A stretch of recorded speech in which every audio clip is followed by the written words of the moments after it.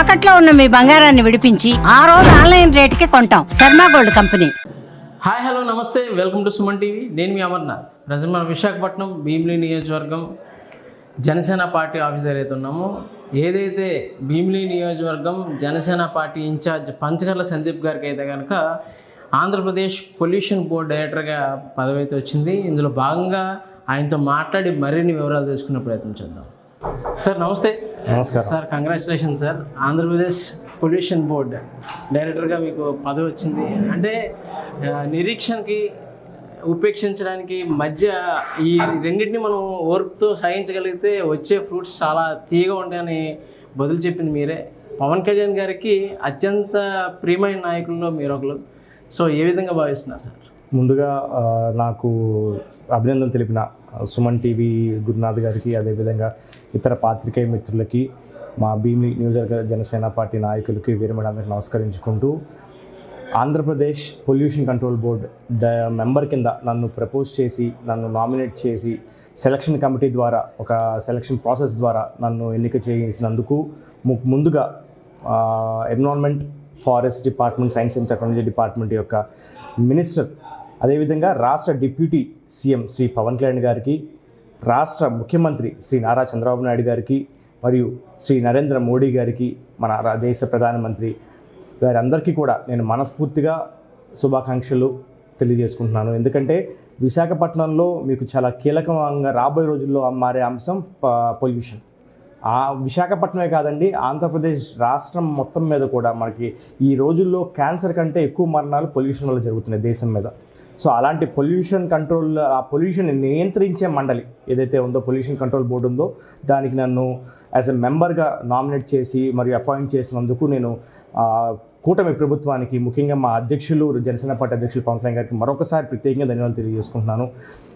As a డాక్టరేట్గా, అంటే ఒక PhD చదువుకున్న వ్యక్తిగా నా వంతుగా ఈ ఏదైతే ఆంధ్రప్రదేశ్ పొల్యూషన్ కంట్రోల్ బోర్డు ఉందో, ఈ పొల్యూషన్ కంట్రోల్ బోర్డు ద్వారా ఎంతవరకు మనం కాలుష్యాన్ని నియంత్రించగలుగుతాం, అదేవిధంగా ది సేమ్ టైం కంపెనీస్ని వెళ్ళగొట్టే ప్రయత్నం మేము చేయం, కానీ కంపెనీల ద్వారా వచ్చే విషవాయువుల్ని నియంత్రణ చేసే ప్రక్రియ మాత్రం చాలా నిజాయితీగా, చాలా నిస్వార్థంగా చేస్తాం.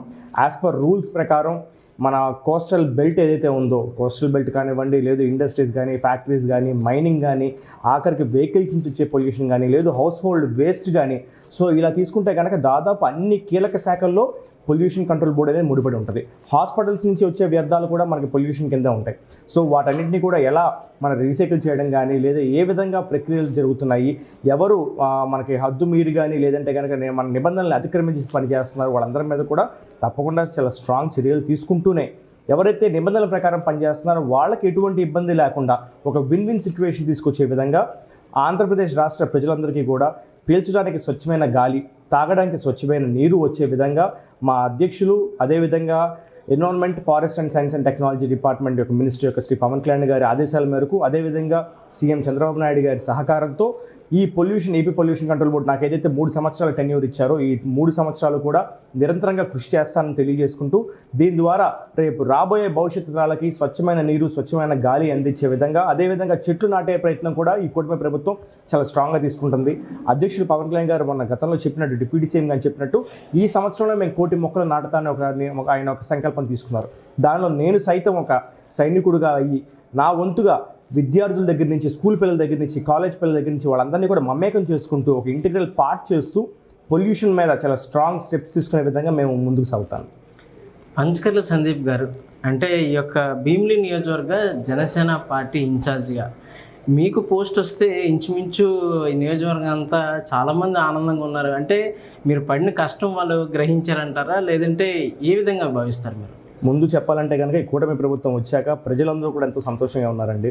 ఆ సంతోషంలో భాగంగా మాకు భీమిలి కాన్స్టిట్యున్సీలో అనేక నామినేటెడ్ పదవుల్లో జనసేన పార్టీకి వరించడం, ఉదాహరణకి మా ఏఎంసీ చైర్మన్కి రావడం, అదేవిధంగా కొన్ని సహకార సంఘాల బ్యాంకులో డైరెక్టర్గా రావడం, కొన్ని ఆలయాల కమిటీలు రావడం, ఇంకా రావాల్సింది చాలా ఉన్నాయి.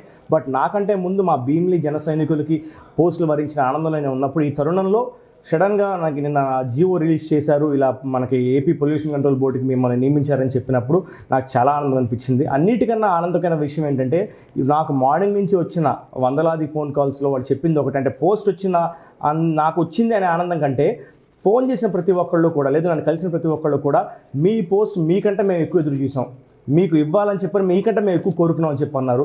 సో అది నిజంగా నా పైన నాకు నమ్మకాన్ని పెంచింది, నాకు ఇంకా మరింత బాధ్యతను పెంచింది. ఎందుకంటే నేను ఎలా పనిచేస్తాను, ఏం చేస్తాను, నాకు నిజంగా పోస్ట్ రావాలని కోరుకునే అంతమంది ఈ యొక్క నా శ్రేయాభిలాషులు కానివ్వండి, నా స్నేహితులు కానివ్వండి, మా జన సైనికులు కానివ్వండి, లేదు ఆంధ్రప్రదేశ్ రాష్ట్ర ప్రజలు కానివ్వండి, వాళ్ళందరి మనకి వాళ్ళ ఎక్స్పెక్టేషన్ తగ్గట్టు పని చేయాలనే ఉద్దేశంలో నేను ఉన్నాను. తప్పకుండా దానికి తగ్గట్టు చాలా స్ట్రాంగ్గా, చాలా సిన్సియర్గా పనిచేస్తాను. సార్, కూటమి ధర్మంలో భాగంగా వన్స్ అపాన్ టైం ఏదైతే సడన్గా డెసిషన్ తీసుకున్నారు పవన్ కళ్యాణ్ గారు, ఏదైతే భీమిలి నియోజకవర్గంలో మీరు పోటీ చేయాల్సింది మీ టికెట్ వచ్చేసి తెలుగుదేశం పార్టీ కేటాయించడం జరిగింది.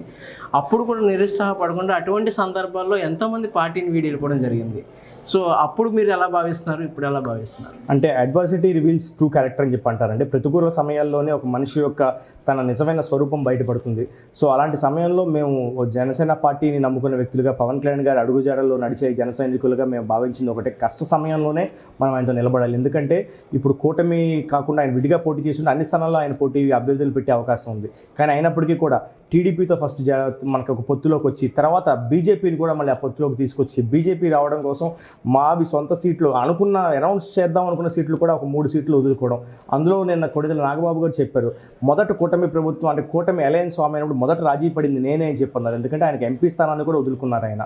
పవన్ కళ్యాణ్ గారిని మేము అందరం సీఎం స్థాయిలో చూడాలనుకున్నాం. కానీ ఆయన ఒకటే చెప్పారు, కాదు నేను అనుభవం నేర్చుకోవాలి, పనులు ఎలా చేయాలో నేర్చుకోవాలి, నేను డిప్యూటీ సీఎం అవుతాను, నా శాఖలపైన పట్టు తెచ్చుకుంటాను, రాష్ట్రం కోసం కూటమి ప్రభుత్వ స్థాపన కోసం మొదటిగా నన్ను తగ్గించుకుని నేను రాష్ట్ర ప్రజల్ని ఒక మెట్టు పైకెక్కిస్తానని చెప్పి అన్నారు. మరి అలాంటి వ్యక్తులే ఒక మెట్టు తగ్గి రాష్ట్రం కోసం పనిచేస్తున్నప్పుడు సీఎం చంద్రబాబు నాయుడు గారు ఇచ్చే సహకారంతో, డిప్యూటీ సీఎం పవన్ కళ్యాణ్ గారు ఇచ్చే ఆదేశాలతో మేము కూడా పదవులతో సంబంధం లేకుండా మా ప్రయాణం ఎప్పుడూ కూడా రాష్ట్ర ప్రజల కోసం పవన్ కళ్యాణ్ గారి అడుగుజాడలో ఉంటుందండి.